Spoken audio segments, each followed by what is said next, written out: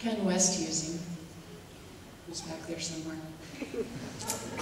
Although I don't have actual numbers to back me up, I'm convinced that Ken is probably single-handedly responsible for the presence of more nurses in the workforce than any other individual.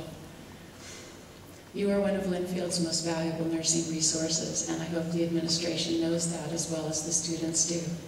We love you, even though we all secretly fear that without ever having taken a single nursing course, you could probably outscore us on the NCLEX.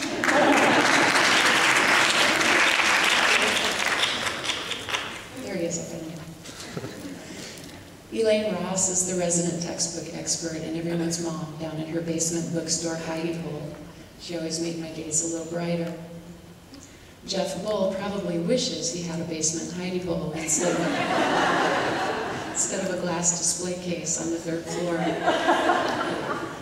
I could always count on his sardonic sense of humor to help me cope with the stress. Dr. Mary Lee Nitschke has helped me understand my dog better. And it's always good for an interesting conversation. I've learned a lot in the time we've spent together.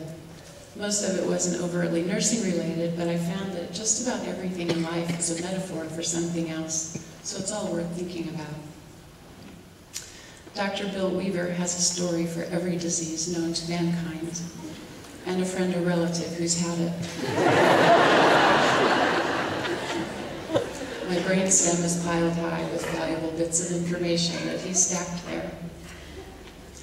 Professor Lisa Offenbacher is an outstanding example of courage and strength and has a practical, common-sense approach to nursing and to life that I really appreciate.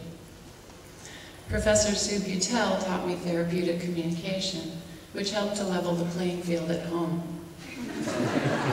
I'm married to a mental health professional, which can be a bit daunting.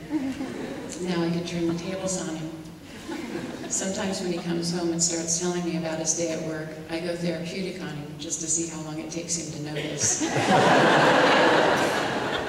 Wow, that must be really hard for you. So, what I'm hearing you say, and how does that make you feel? Dr. Noreen Johansson teaches psychiatric nursing. She can cram more information into less time than almost anyone I've ever encountered. Her course was intense, and before it was over, I had diagnosed myself with at least 5 different mental illnesses and personality disorders. My husband, ever helpful and supportive, assures me that I actually only have 2 or 3. Dr. Johansson has given me a great foundation in my chosen field of nursing, and I've almost forgiven her for the evil select all that apply multiple choice exam questions. I don't think I ever got one of those right.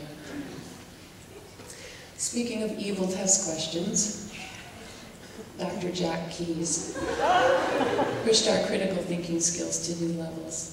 His pathophysiology courses added an extra dimension of understanding that had a synergistic effect when combined with what I learned in my nursing coursework.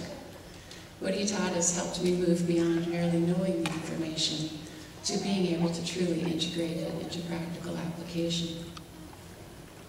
Dr. Jan Selican and Professor Janet Taylor both have warm, caring attitudes that I really appreciated, and their end-of-life day was a powerful experience that I will not soon forget.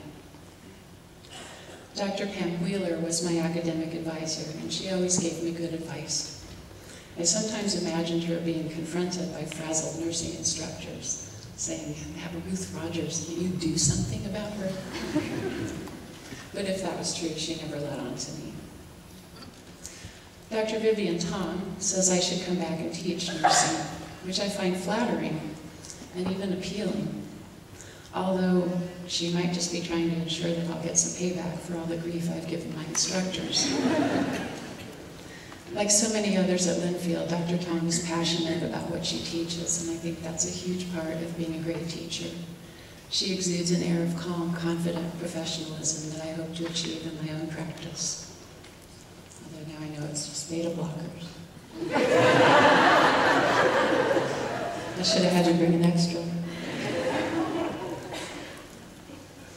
Dr. Debbie Canepa always believed in me, and that meant a lot. especially since the lowest grade I earned in nursing school was in her anatomy class.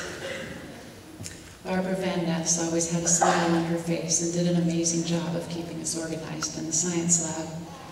Georgia Maudsley and Celia Grachka did the same for the nursing labs, and without their hard work, there wouldn't be a pinning ceremony.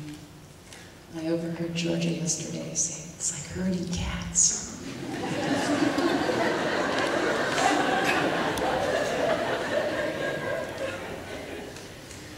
There are a lot of other people that I haven't mentioned who also deserve recognition. It's hard to just single out a few when I've learned so much from so many people at Linfield. Thank you all for the time and energy you've invested in me. I hope I'll make you proud to have been my teachers.